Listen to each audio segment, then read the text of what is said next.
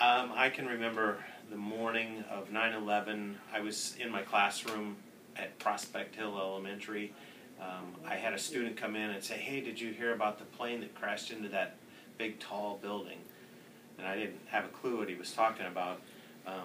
So I asked him a little about trying to figure out what building, and finally talking about the two buildings, and I said, "Oh, the Twin Towers." I said, "Was it an accident?" He said, "I don't know."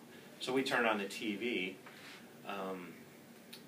and as kids are coming into the room, the day is starting, and we're watching it on the TV, and at some point during that time, we see the second plane hit the second tower, and then I realized that there's no way that this is an accident, and students are just kind of watching, not sure, they're fourth graders, you're not aware of everything, and so the day just kind of continued. I eventually turned off the TV.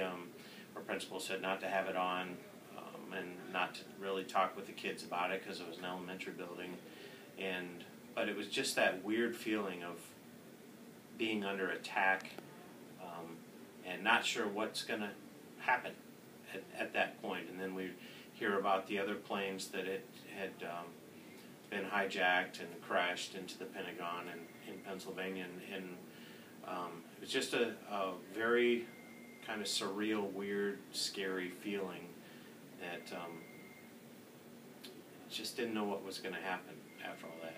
And I talked to some of the teachers about what kind of felt like when they heard that John F. Kennedy was shot, or Martin Luther King was shot, and that same feeling. They remembered where they were at, what they were doing when these huge major events occurred. So that was my day on 9/11.